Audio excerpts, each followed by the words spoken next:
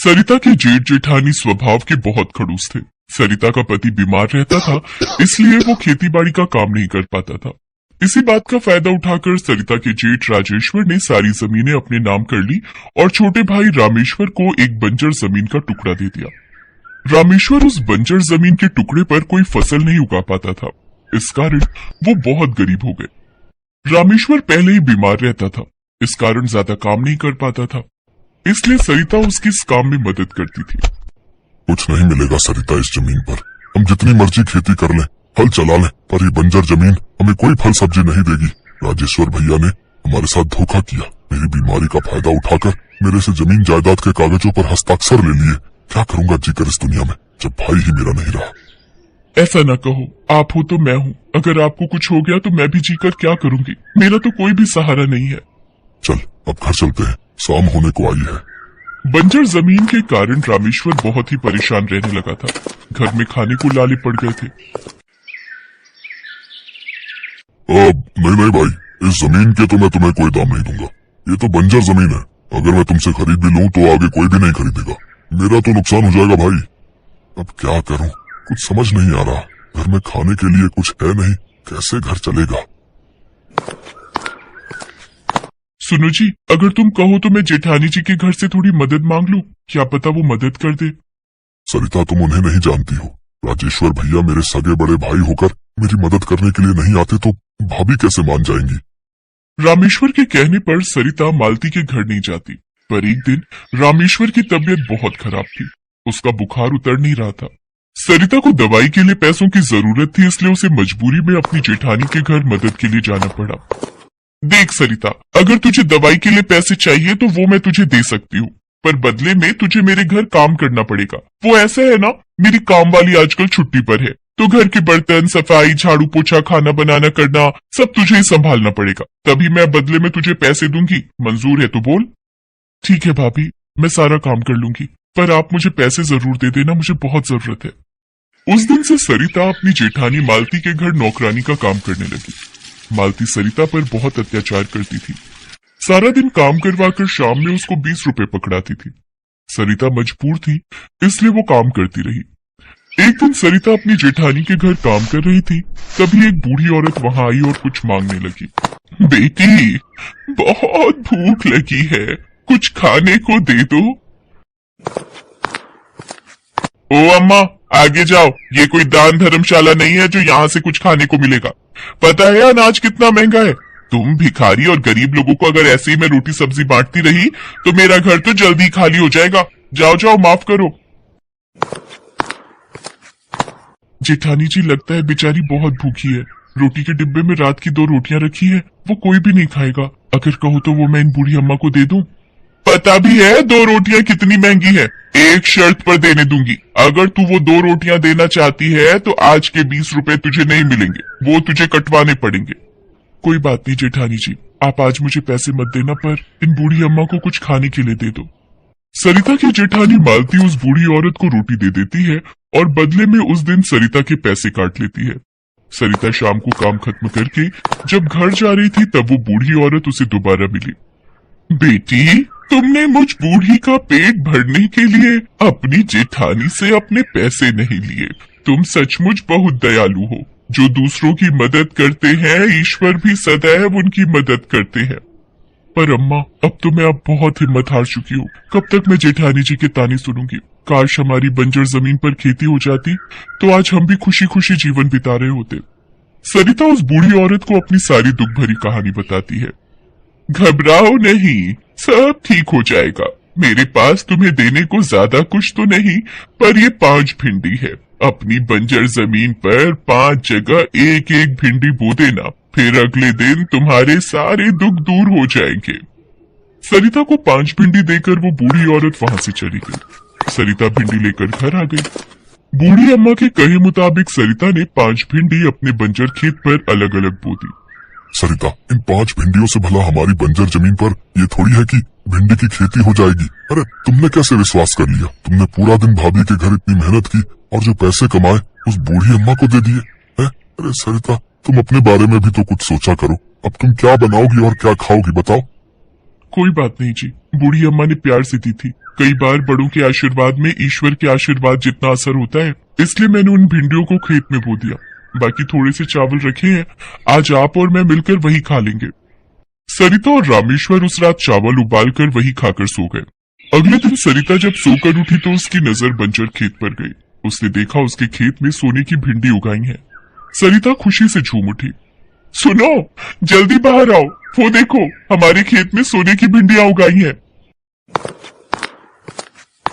हाँ सरिता, सचमुच हमारे बंजर खेत पर तो सोने की भिंडी की खेती हो गई है। ये सब कैसे?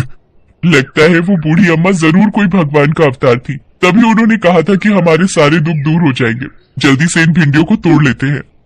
हाँ, चलो। सरिता और रामेश्वर मिलकर सोने की भिंडियां तोड़ लेते हैं। रामेश्वर उस सोने को बाजार में बेच देता है। सरिता ने उन बूढ़ी अम्मा को बहुत ढूंढा, पर कहते हैं ईश्वर कब किस रूप में हमारी मदद को आए ये कोई नहीं जानता। हमारे पास उन बूढ़ी अम्मा की कृपा से सब कुछ है। हमारे सारे दुख के दिन दूर हो गए। मैं सोच रही थी क्यों ना हम गरीबों के लिए एक धर्मशाला खोलें, जहाँ पर मुफ्त खाने के लिए भोजन और सोने के लिए जगह का प्रबंध हो। तुम ठीक कह रही हो सरिता, मैं आज ही इस बारे में गांव के जमींदार साहब से बात करता हूँ। रामेश्वर के पास अब बहुत सारे खेत थे, पर उसने अपने भाई भाभी से बिल्कुल नाता तोड़ लिया था, क्योंकि मालती ने जो सरिता की मजबूरी का फायदा उठाया था वो भूलने वाली बात नहीं थी।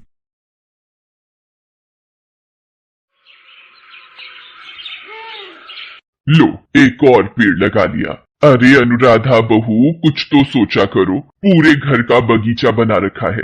ना जाने कितने रुपए इन पेड़ पौधों को लगाने में तो उजाड़ देती हो। पता है रमेश का काम सही नहीं चल रहा। वो जो भी पैसे तुम्हें सब्जी तरकारी खरीदने के लिए देकर जाता है तो उसके नए पेड़ लगा लेती हो, जैसे इन पेड़ों पर से पैसे उगाएंगे। माँ जी, इन पेड़ों को लगाने के लिए मैंने राशन और सब्जी के पैसों में से 1 रुपया भी नहीं लिया। ये पैसे तो मेरे पास जुड़े हुए थे। मुझे पेड़ पौधे लगाने का बहुत शौक है। मुझे ऐसा लगता है पेड़ हमारे बच्चे हैं, हमारे परिवार का हिस्सा है। मुझे पेड़ पौधे लगाकर इनकी देखभाल करने से बहुत सुकून मिलता है। तुम मेरी बात को सुनोगी नहीं। सोचती हो बूढ़ी सास अपने आप ही बोल बोल कर थक जाएगी, चुप हो जाएगी। तुम्हें समझाना मतलब भैंस के आगे बीन बजाना। तुम्हें जितना मर्जी समझा लूं, पर तुम्हारे कानों पर तो जूं तक नहीं रेंगती। मुझे क्या, उजाड़ो पैसा, वैसे ही कौन सा इस घर में 2 वक्त सुकून की रोटी मिलती है। क्या हुआ अनुराधा, माँ इतना गुस्से में क्यों है? अच्छा, तुमने नया पेड़ खरीदा है इसलिए गुस्सा हो गई होगी, पर तुम माँ की बात का बुरा मत मानो। वो मेरा काम ठीक नहीं चल रहा ना, तो इसी कारण वो गुस्से में रहती है। अरे भाई रमेश, क्या हाल चाल है? सोचा तुम तो बहुत दिनों से दुकान पर आए नहीं है, मैं तुम्हें मिलाता हूँ। नहीं, ऐसी बात नहीं है दीनदयाल जी, वो मेरी इस महीने की तनख्वाह थोड़ी लेट हो गई, नहीं तो आपका किराया मैं इतनी लेट नहीं देता। और देखो रमेश, तुम्हें यहाँ रहते 2 साल हो गए हैं, अब 500 रुपए किराया और बढ़ा रहा हूँ, यानी कि अब तुम्हारा मकान का किराया बढ़कर 9,500 रुपए कर दिया है। अब मुझे दोबारा न आना पड़े, चुपचाप अपना किराया दुकान पर पकड़ा जाना, ठीक है? और ये क्या, तुमने तो पूरे घर में पेड़ ही पेड़ लगा रखे। इन फालतू की चीजों पर खर्च करने के लिए तुम लोगों के पास पैसे हैं, पर हमारा किराया देने के लिए नहीं है। देखा, ताना मार के मकान मालिक सुना ही गया। वो भी सोचता होगा पेड़ पौधों में इतना पैसा लगाने के लिए है और किराया देने के लिए है नहीं। बहू, अब तो थोड़ी सुधर जाओ। माँ, इसमें अनुराधा की क्या गलती है? पेड़ पौधे लगाने से मेरी नौकरी का क्या मतलब? बाकी मैं देखता हूँ, मेरी सैलरी आज शायद मिल जाए। मैं जा रहा हूँ दुकान पर। अनुराधा का मन उदास हो जाता है। वो पेड़ों से बहुत प्यार करती थी और उनकी बहुत देखभाल करती थी, लेकिन उसकी सास को पेड़ पौधों से बिल्कुल भी लगाव नहीं था। कपड़े की जिस दुकान पर रमेश काम करता था, वहां उसकी तनख्वाह ज्यादा नहीं थी, इसलिए अनुराधा को भी घर खर्चे में हाथ खींचकर चलना पड़ता था। एक सुबह अनुराधा अपने पेड़ पौधों को पानी और खाद डाल रही थी। सुनो भाई पेड़, अनुराधा हमारा कितना ख्याल रखती है, हमें समय पर भोजन और पानी देती है, हमें भी इसकी मदद करनी चाहिए। तुमने देखा है, अनुराधा की सास हमें पसंद नहीं करती है, पर अनुराधा फिर भी हमारे लिए कितने ताने सुनती है। तुम सही कह रहे हो पेड़ भाई, हमें कुछ ऐसा करना चाहिए जिससे अनुराधा को पैसों की कमी न रहे। और मेरे दिमाग में तो एक ही सुझाव आ रहा है कि ये सब किसी सब्जी के पेड़ से ही संभव हो सकता है। अनुराधा ने कुछ दिन पहले ही बैंगन का पेड़ लगाया है। क्यों बैंगन भाई, क्या तुम कल तक अपने पेड़ से जादुई बैंगन उगा सकते हो? हाँ संभव है। यदि तुम सब पेड़ अपनी अपनी ऊर्जा मुझे दे देते हो तो मैं कल सुबह तक जादुई बैंगन उगा सकता हूँ। बैंगन का पेड़ सही कह रहा है, एकता में बहुत बल होता है। हम सब पेड़ मिलकर बैंगन के पेड़ पर जादुई बैंगन उगा देंगे। और फिर सभी पेड़ मिलकर बैंगन के पेड़ को अपनी ऊर्जा देते हैं और सुबह तक बैंगन के पेड़ पर ढेरों बैंगन उगाते हैं। अनुराधा जब पेड़ों में पानी डालने के लिए आती है तो बैंगन के पेड़ पर बैंगन देख बहुत खुश होती है। अरे, ये बैंगन का पेड़ तो मैं अभी कुछ दिन पहले ही लाई थी। इस पर तो बहुत ताजे और बढ़िया बैंगन उगाए हैं। आज तो मैं बैंगन का भरता बनाकर माँ जी को खिलाऊंगी। लगता है आज तो मेरे सभी पेड़ पौधे मुस्कुरा रहे हैं, सभी पर फूल खिले हुए हैं। अनुराधा बैंगन तोड़ देती है और उसका भरता बनाकर खाने में परोसती है। सास और रमेश उंगलियां चाटते रह जाते हैं। अनुराधा, बैंगन का भरता तो तुमने बहुत ही स्वादिष्ट बनाया है। ऐसा इसमें क्या डाला है? अरे, मैंने इसमें कुछ नहीं डाला। ये बैंगन तो मेरे लगाए बैंगन के पेड़ के हैं। 2 बैंगन क्या पेड़ पर उगाए, मारे खुशी के बावली हो रही है। एक ही बार फल होता है साल में, अब अगले साल ही उगेंगे। इतनी खुश मत हो। 2 या 4 बैंगन उग भी आए तो इसमें कौन सी बड़ी बात है। अनुराधा चुपचाप रसोई में चली जाती है। पर अगले दिन अनुराधा देखती है कि बैंगन के पेड़ पर पिछले दिन से भी अधिक बैंगन लगे हुए थे। वो ये देखकर हैरान रह जाती है। ये तो कोई जादू है। बैंगन का पेड़ ढेरों बैंगन से लदा हुआ है। अब मैं इतने बैंगन का क्या करूंगी। एक काम करती हूँ, कुछ बैंगन जरूरतमंद और गरीबों में बांट देती हूँ। अरे, सारे बैंगन इन गरीबों और भिखारियों में ही बांट देगी क्या?